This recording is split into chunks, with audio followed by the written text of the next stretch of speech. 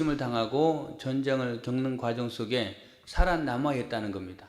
살아남기 위해서 눈치 봐야 되고 숨어야 되고 그 다음에 머리를 써야 되고 이런 상황이 되니까 지능이 계속해서 발달할 수밖에 없었던 그런 민족이었다라고 합니다.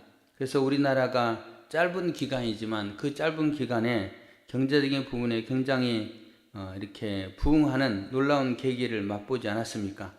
그런 전쟁의 모습들을 살펴보며 지금도 전쟁이 벌어지는 그 과정 속에 우리는 어느 편을 들어야 될까요? 쉽지 않은 일입니다. 쉽지 않은 일이고 위에서 기도해야 될 거다. 하나님께서 선한 손길로 그 가운데 모든 문제가 해결될 수 있게 해주셨으면 좋겠다라는 그런 바람이 있습니다. 제가 이스라엘에 2번 갔다 왔는데 그곳에 가서 느꼈던 부분들은요, 매번 느끼는 게 뭐냐면 팽팽한 긴장감입니다. 그리고 그 갈등은요, 누구 탓이다라고 하기도 쉽지 않는 아주 깊은 역사의 고리들이 연결되어 있습니다. 하여튼 그런 상황입니다. 바라기는 우리 교회도 언젠가 한번 성지순례, 빠른 시간 내에 성지순례 한번 갔으면 좋겠습니다.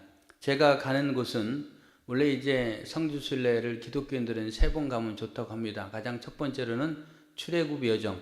그래서 이집트와 그 다음에 이스라엘. 그 다음에 2번째로는 이제 바울의 선교지. 그래서 그리스, 튀르키예 뭐 이런 곳. 그 제가 2번째 가고 3번째로는 종교 개혁지. 루터 이후에 발생한 그런 종교 개혁지를 다녀오는 거. 여러분들은 몇 군데나 가보셨습니까? 저도 이제 2번째 갑니다. 사실은 가기가 쉽지 않은 상황이었지만 하여튼 제가 이번에 안 가면 갈 기회가 없을 것 같아서 하여튼 추진하고 있는 그런 과정입니다.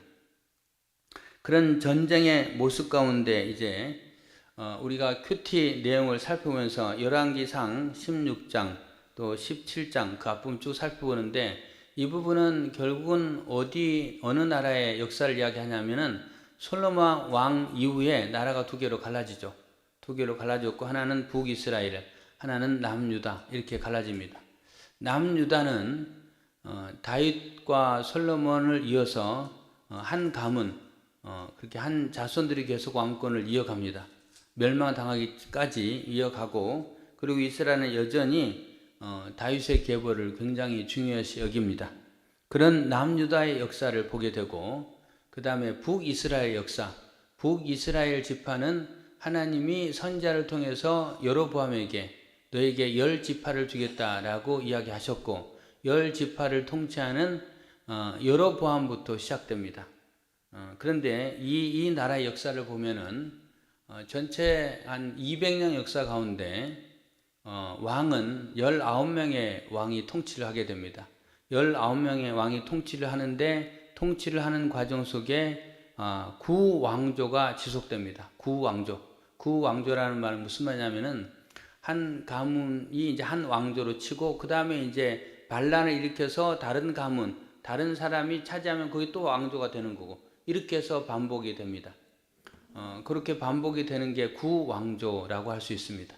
구왕조라고 할 수 있고 대략 한 250년 어간 중에 오늘 본문에 등장하는 왕까지 아합 왕까지 이제 4왕조를 지내게 됩니다. 4왕조. 그래서 첫 번째 왕조가 여로보암과 나답 두 이제 아버지와 아들이 왕을 했습니다. 그 다음에 이제 반란을 바하사가 일으킨 다음에 바하사와 엘라 이 사람이 이제 또 한 왕조를 일으킵니다. 그 다음에 이제 또 반란을 시므리라는 사람이 합니다. 시므리라는 사람이 왕이 된 다음에 7일 만에 자살합니다. 7일 만에. 그렇게 해서 또 3번째 왕조가 지나가고 4번째 왕조는 이제 오늘 본문에 등장하는 오므리라는 사람입니다. 그래서 오므리, 그 다음에 아합, 그 다음에 아하시야, 그 다음에 여호람 이렇게 4명이 한 왕조를 이룹니다. 그렇게 전개돼요. 여러분 이름들을 많이 이야기했는데 다 기억 안 하셔도 됩니다. 그냥 그렇게 진행되는구나 라고 기억하면 돼요. 저도 설교 마치고요. 한 일주일 지나면은 기억 안 납니다. 저도 기억 안 나요. 기억 안 나기 때문에. 왜냐하면 많은 사람들의 이름이 헷갈리기도 하고 그걸 순서대로 기억하는 게 쉽지가 않아요. 여로보암, 르호보암은 기억이 됩니다.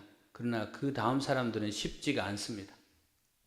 그리고 또 하나, 이 북이스라엘 역사 가운데 수도를 몇 번 옮깁니다. 수도. 세겜이라는 곳에 있었다가 분우엘이라는 곳에 있었다가 디르사라는 곳에 있었다가 사마리아로 이렇게 수도가 옮겨집니다. 내 도시로 옮겨져요. 내 도시로 옮겨진다는 것은 뭘 의미하냐면요, 그 나라가 아직 안정화되지 않았다는 겁니다. 수도가 딱 고정적으로 정해지면 안정이 됐을 건데 그렇지 않다는 거예요. 그거는 그 왕조가 계속 불안하고 연약한 모습을 보여주고 있다는 겁니다. 그 가운데 오늘 이제 오므리가 디르사에서 사마리아로 도읍을 옮깁니다. 천도라고 되어 있는데요. 도읍지를 옮겨요. 그리고 사마리아를 옮긴 다음에 이제 북왕국 이스라엘이 멸망할 때까지 거기 사마리아가 수도가 됩니다. 수도. 그래서 신약 성경에 사마리아 많이 등장하죠. 사마리아. 예. 그 사마리아를 굉장히 이스라엘 백성들은 싫어하는 그런 지역이죠. 거기에 혼합 족속이 살고 있다는, 그래서 싫어합니다. 그런 사마리아, 이렇게 이제 그 수도가 정해지는데 이 사마리아를 수도로 옮긴 사람이 오늘 본문에 등장하는 이 오므리는 사람입니다. 그래서 이제 오므리는요, 이제 그 7일 동안 왕을 했던 시므리에 이어서 왕이 되는데, 시므리가 자살한 다음에 이제 사람들이 오므리를 왕으로 추대하는데 오므리가 바로 왕이 된 건 아닙니다. 다른 한편의 무리들은 또 다른 사람을 추대합니다.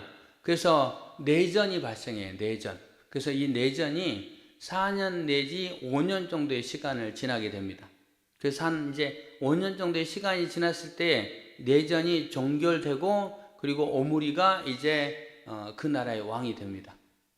이게 이제 오므리의 시작입니다. 그리고 오므리는 그 나라에서 이제 12년 동안을 통치합니다. 12년 동안 통치를 하고요. 오므리에 대한 역사는 뭐냐? 오므리는요, 인간적으로 봤을 때, 세상적으로 봤을 때는 굉장히 훌륭한 왕이다라고 할 수 있겠습니다. 훌륭한 왕이에요. 오므리가 했던 정책이요, 이제 아까 수도를 사마리아로 옮겼잖아요. 근데 이 사마리아라는 곳은요, 해발 한 90m, 100m 정도에 되는 위치에 있고, 그 다음에 사방에는 평지입니다. 평지. 그래서 사방에서 오는 그런 길목 가운데 있는 도시가 되는 거고, 그래서 교통의 요충지, 상업의 중심 도시, 그 다음에 외침에 대해서 방어할 수 있는 그런 공간, 그래서 아주 적절한 장소였다는 겁니다. 그런 도읍지를 찾아서 옮겼던 귀한 그런 업적이 있습니다. 예, 오므리에게는 그런 업적이 있고, 그 다음에 이제 그 왕권을 아주 안정적으로 튼튼하게 쭉 이어갑니다. 4명의 왕족과 이어가게 만드는 그런 모습이 있습니다. 그 다음에 이 오므리는요, 우리 솔로몬 하면 정략결혼 생각이 나는데, 이 오므리도 정략결혼 합니다. 정략결혼을 하는데 누구하고 하냐면은 시돈의 왕의 딸과 정략결혼을 그 아들에게 시킵니다. 아합과 정략결혼을 시켜요. 그래서 아합의 부인 이름이 누구죠? 아합의 부인. 네, 이세벨이죠. 이세벨 들어봤을 거예요. 네, 요한계시록에도 이세벨이 나옵니다. 이세벨이 저주의 상징, 악의 상징, 이렇게 이세벨이 나오는데요.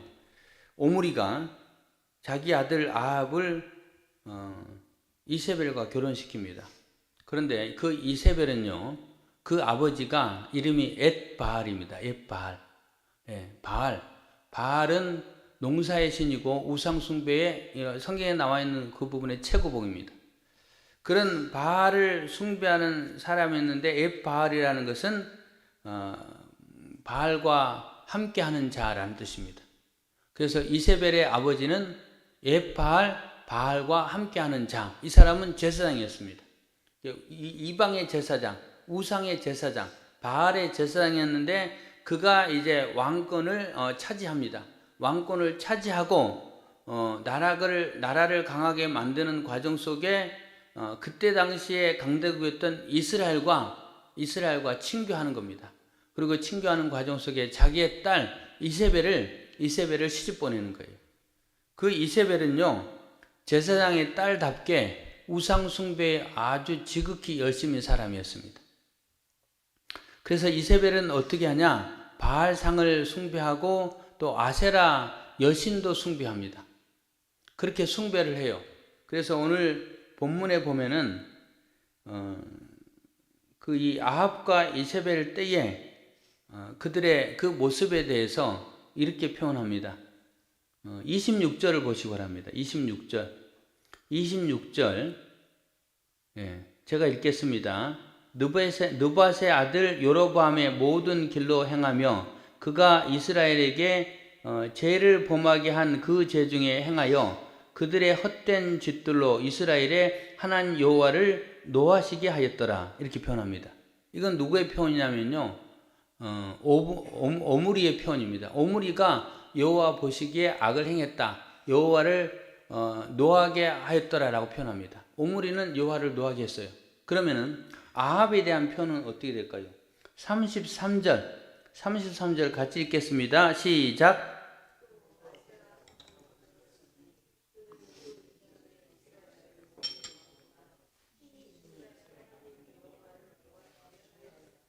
네, 거기에 보면 이스라엘 하나님 여호와를 노하시게 하였더라라고 표현이 있는데 그 표현 앞에 심히라는 단어가 등장합니다. 이 아합은요, 북이스라엘의 19명의 왕 중에서 가장 우상 숭배를 심하게 했고 가장 악한 왕이었다라고 우리가 평가할 수 있겠습니다. 그렇게 평가를 하게 되고요. 그 이세벨이나 아합이 하나님을 떠나 하나님 보시기에 악을 행하고 하나님을 노엽게 하다 보니까, 그리고 가장 심했다고 하는데, 이때 당시에 이제 그 지역에 그래도 하나님을 섬기려고 하는 사람들, 이런 사람들 어떻게 되냐? 핍박과 또 고통 때문에 다 숨어버립니다. 다 숨어버려요. 그래서 숨어버렸고, 숨은 그 사람들 가운데 하나님이 한 사람 선지자를 세웁니다. 그 선지자의 이름이 엘리야입니다. 엘리야.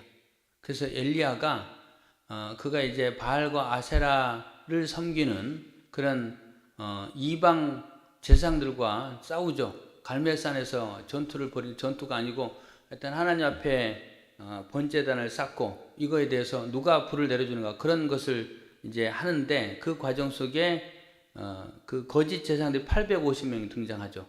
850명. 거기에 이제 엘리야 선지자는 하나님께 기도해서 그가 승리하게 됩니다. 그리고 850명의 바알 아세라 제상들을 다 죽이라고 하죠. 죽인 다음에 이세벨이 자기가 섬겼던 그런 신에 대한 제상들을 죽인 엘리야를 죽이려고 하죠. 그래서 이제 엘리야를 잡아오라고 할 때 엘리야가 두려워서 도망칩니다.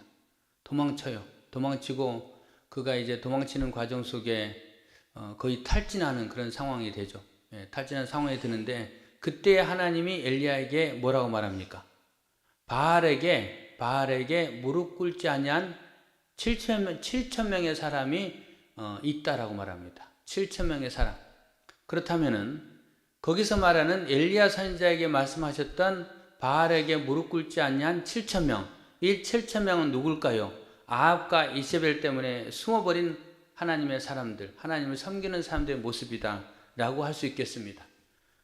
그런 부분들을 살피면서 아합이 얼마나 우상 숭배를 가득히 하고 그 다음에 하나님을 떠난 왕이었는가 라는 부분들을 우리는 오늘 성경 말씀을 통해 살펴볼 수 있겠습니다.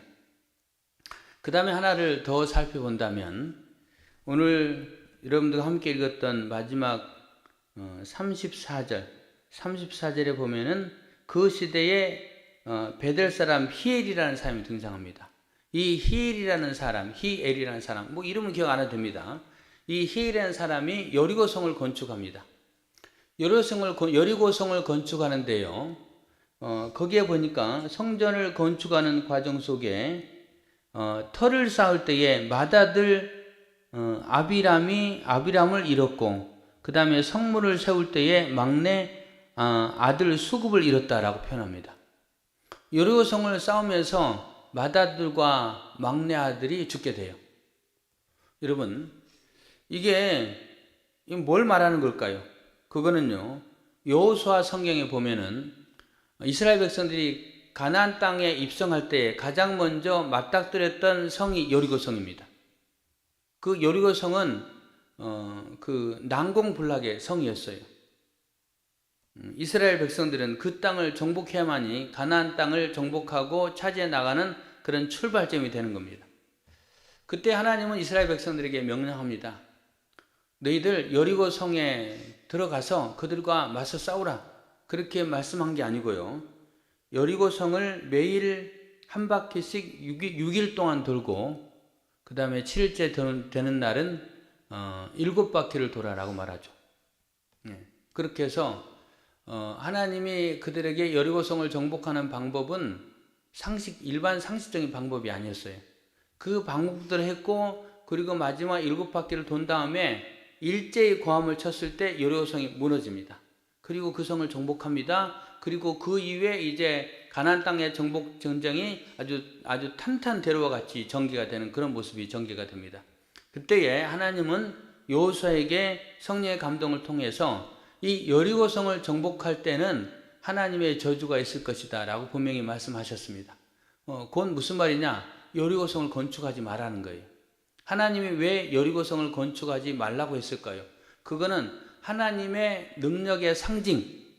그들이 여리고성을 정복할 때 그들의 방법으로 여리고성을 정복한 게 아니고 하나님의 능력으로 여리고성이 무너졌단 말이에요. 그래서 이 여리고성을 바라볼 때마다 하나님이 이 땅을 너에게 줬고 하나님이 이기게 하셨고 하나님이 이런 구원의 은혜를 허락하셨다라고 보게 하신 거예요. 그런데 만약에 여리고성을 다시 건축한다. 그럼 어떤 의미예요? 하나님이 무너뜨렸지만 우리가 다시 세울 수 있다라는 의미가 있는 거고요. 그 다음에 여리고성이 세워지면서 우리는 가나안 땅의 문화로 돌아가겠다라는 의미도 있는 겁니다. 하나님 숭배하지 않고 하나님 섬기지 않겠다는 거예요. 그런 의미가 있기 때문에 하나님은 여리고성을 세우지 말라고 했습니다. 그런데 오늘 히엘이라는 사람이 여리고성을 세웁니다. 그러면은 이 성을 세우는 과정 속에 그냥 히엘이라는 사람이 내가 여리고성을 건축했다 라고 개인적인 판단과 개인적인 재력을 가지고 여리고성을 건축했을까요? 절대로 아닙니다. 그때 당시에 누가 왕입니까? 아합입니다. 아합의 명령에 의해서 히엘이 세웠다는 겁니다.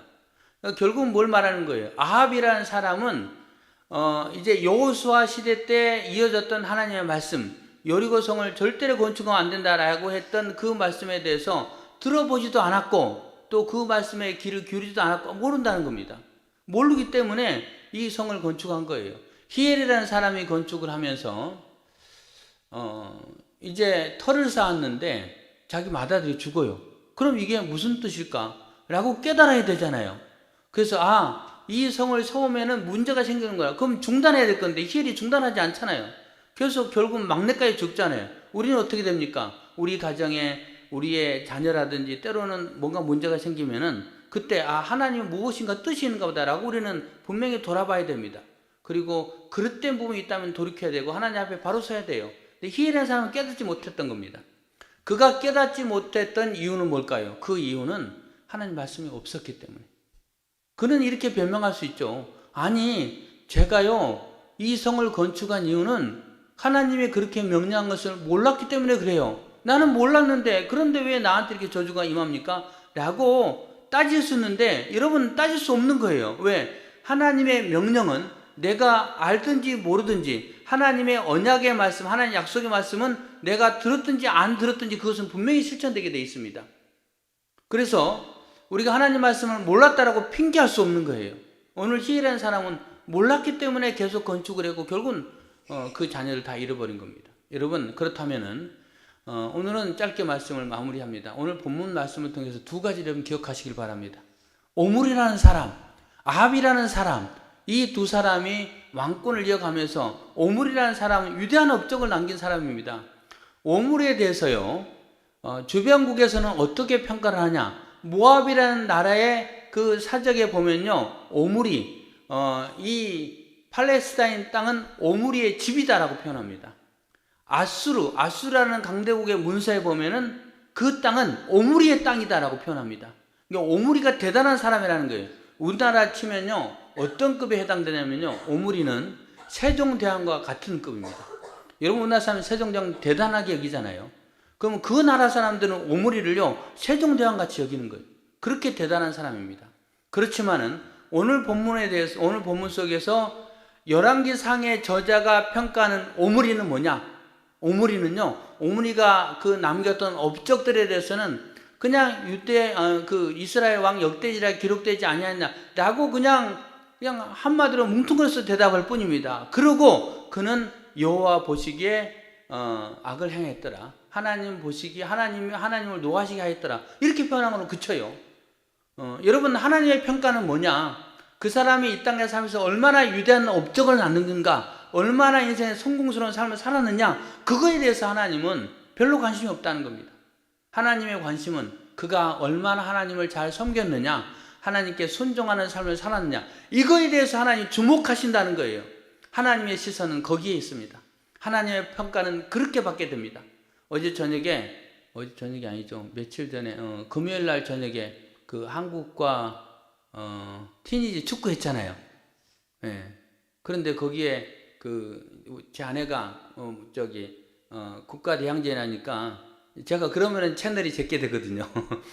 다를 때는 채널이 제게 아닌데, 그래서 오늘 축구 한다고, 오늘 국가대표 경기한다고, 그러면 제게 되는 거예요.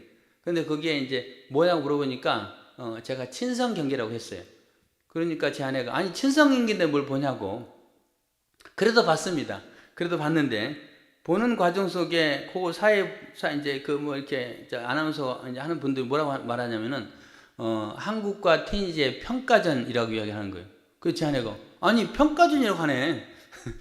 제가 마음 생각에 난 친선 경기나 평가전이나 거긴데 그런 생각을 가졌는데 하여튼 그 평가라는 단어 잠깐 옆으로 샜습니다만은 하나님 평가하신다는 거예요. 하나님의 평가는요, 그 사람이 얼마나 성공스러운 삶을 살았는가, 얼마나 위대한 업적을 남겼는가, 그거 여러분 하나님 별로 관심 없다는 겁니다. 하나님 보시기에 순종하는 삶을 사는 거, 그걸 보는 거예요. 근데 오므리도 아합도 하나님 보시기에 하나님을 노하게 하셨을 뿐, 그는 결코 하나님 앞에 칭찬받을 일을 하지 않았다는 겁니다. 우리의 모습을 돌아보시길 바랍니다. 나는 하나님 보시기에 순종하는 삶을 살아가고 있는가? 나는 하나님 보시기에 칭찬받을 만한 삶을 살아가고 있는가? 세상의 평가, 그거는 여러분 언젠가 다 사라지고 없어지는 겁니다. 우리 하나님 앞에 서야 돼요. 하나님 앞에 섰을 때, 아니 이 땅에 살아가면서도 하나님이 나를 보면 뭐라고 평가할까? 우리는 돌아봐야 됩니다. 오늘 부부분들 생각할 수 있고, 두 번째, 히엘이라는 사람의 건축을 통해서 뭘 느낄 수 있습니까? 나 몰랐는데, 하나님 말씀을 몰랐는데, 몰라서 이렇게 했는데요, 왜 내가 이 고통을 당하게 됩니까? 라고 따질 수 있는데 결코 따질 수 없다는 겁니다. 하나님 말씀을 몰랐습니다 라고 따질 수 없는 거예요. 여러분, 법을 어겼을 때에 내가 그 법을 몰랐어요, 그래서 이렇게 했어요 라고 하면 그 사람이 제가 면제가 됩니까? 절대 면제되지 않습니다. 큰 죄면 감옥 가야 되는 거예요. 여러분, 법을 알아야 됩니다. 한번 따라해 주시기 바랍니다. 법을 알도록 노력합시다. 네, 법을 알아야 돼요. 법을 알아야 돼요. 근데 그 법 가운데는요, 하나님의 법을 알아야 됩니다. 여러분, 얼마나 하나님 말씀을 알려고 애쓰고 있습니까? 설교도 성경 이야기 하잖아요. 북이스라엘의 역사, 이런 왕조가 전개됐다. 언제 들은 적이 있습니까? 오늘 처음 들었을 거예요. 맞죠? 네, 할렐루야. 한 분밖에 대답 안 하네. 다른 분은 다 들었다는 거네. 네, 그런 부분들. 그래서 하나님 말씀을 알아야 돼요. 히엘이라는 사람이 왜 건축을 했을까라는 것도 우리가 그 의미도 알고, 그 사람이 하나님 말씀을 알지 못했구나, 한 번도 듣지 못했기 때문에 그런 어리석은 일을 했구나, 이런 부분을 깨닫고 우리는 하나님 말씀을 힘써 알아가니 힘써야 된다는 겁니다. 여러분, 그렇게 살아가 힘써서 하나님 앞에 영광 돌려드리고 하나님 앞에 칭찬받고 순종하는 삶을 통해서 또 여러분 이 땅에서도 하나님 앞에 귀하게 쓰임받는 귀한 분들 다 되시기를 예수님의 이름으로 축원합니다. 함께 기도하겠습니다. 말씀 생각하며 하나님의 시선, 하나님의 평가, 나를 보고 뭐라고 하실까? 회개할 것은 회개하고, 또 잘하는 부분이 있다면 하나님 계속해서 더 나아지는, 더 잘하는 우리가 되게 해 주옵소서라고 기도하고, 두 번째로는 하나님 말씀을 소홀히 했던 우리의 부분들 돌아보며 하나님 더 말씀을 가까이 하기를 원합니다. 말씀을 붙잡고 살기를 원합니다. 하나님 그렇게 살아가는 우리가 되게 하옵소서라고 두 가지 기도 제목 가지고 함께 기도하면서 주님 앞에 나아갑니다. 기도하겠습니다. 고마우신 아버지 하나님, 감사합니다. 우리를 사랑하여 주셔서 감사합니다. 우리에게 귀한 말씀을 주시니 감사합니다. 그렇습니다. 하나님 하나님 말씀대로 우리가 살아야 되겠는데, 말씀 따라 살아야 되겠는데, 하나님 아버지 우리가 하나님 말씀에 순종하며 살아야 되겠는데, 그렇게 하지 못하고 연약한 우리의 모습이 있었다면 불쌍히 해주시고 용서해 주옵소서. 이제 다시 아버지 하나님, 하나님 우리가 하나님 보시기에, 하나님 평가하기에 정말 우리가 아름답고 좋은 모습으로 하나님 앞에 서기를 원합니다. 바로 서기를 원합니다. 아버지 하나님, 그렇게 주님 앞에 칭찬받는 저희들 되게 인도하여 주옵소서. 세상의 성공, 세상의 아버지 하나님 형통함, 그것은 하나님 앞에는 아무 관심이 없다는 것을 깨닫고 우리가 주님 앞에 온전히 힘쓸 수 있는 저희들 되게 인도하여 주옵소서. 말씀 속에 있기를 원합니다. 하나님 말씀을 알지 못해서 그릇 행하는 우리가 되지 않게 하여 주옵시고, 말씀을 바로 알아, 말씀을 깨달아, 말씀을 온전히 붙잡아 하나님 믿음대로 살아가는 저희들 되게 인도하여 주옵소서. 주님 붙잡아 주옵소서. 우리와 함께하여 주옵소서. 우리 속에 역사하여 주옵소서. 예수님의 이름으로 기도드립니다. 아멘. 반주는 항상 일찍 나오셔서 통성기도 시작하면 해주시길 바랍니다. 네, 이제 우리 다 같이 일어나셔서 찬송가 324장 찬양 드리겠습니다.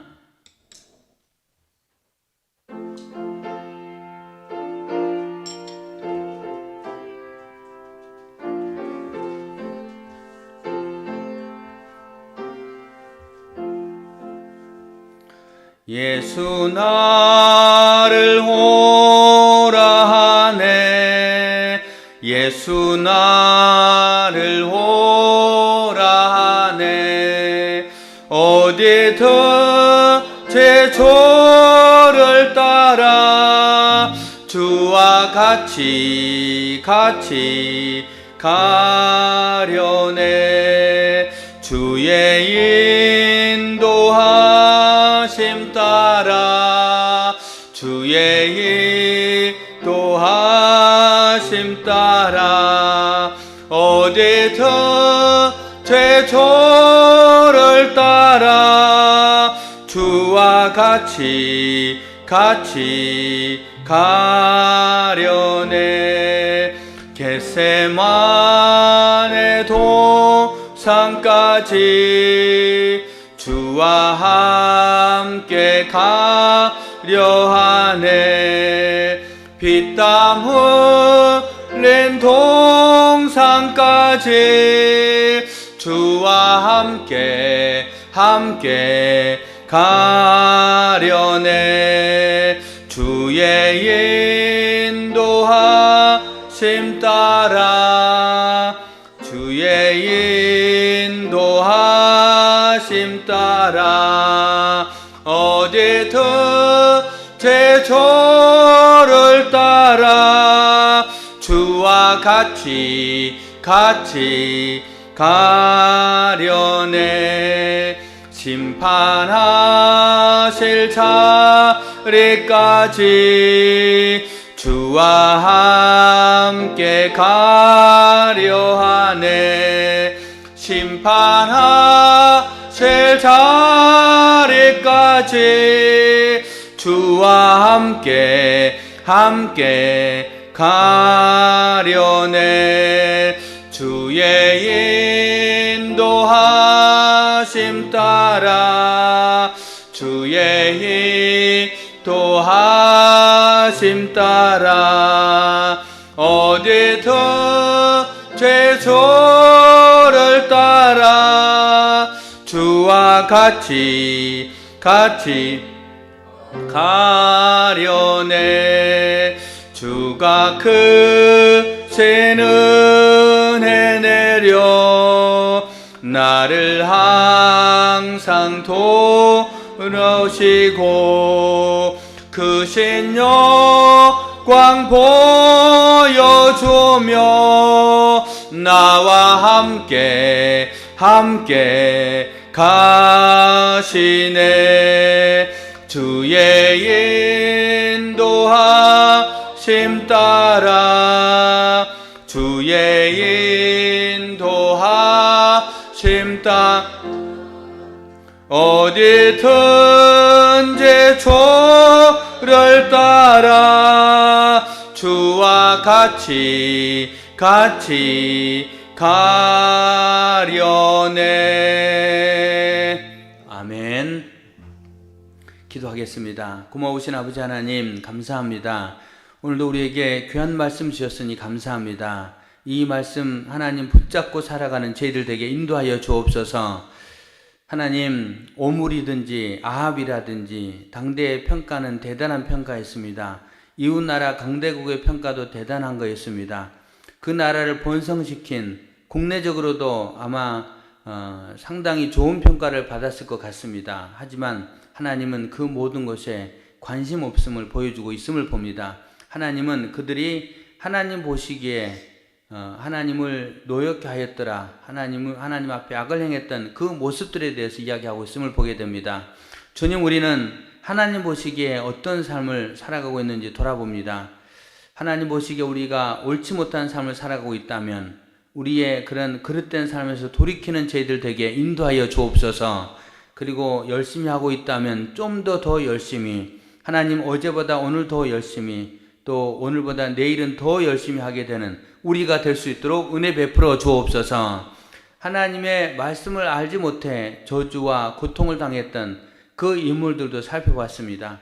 우리가 하나님 말씀을 알지 못한다면 그 알지 못한 것 때문에 그릇 행하여서 우리도 하나님 앞에 징계와 심판을 받을 수 있다는 사실을 깨닫습니다. 하나님, 알지 못하는 것 절대로 핑계할 수 없다는 것을 깨닫고 우리는 하나님 말씀을 알아가는 일에 힘쓰는 저희들 되게 인도하여 주옵소서.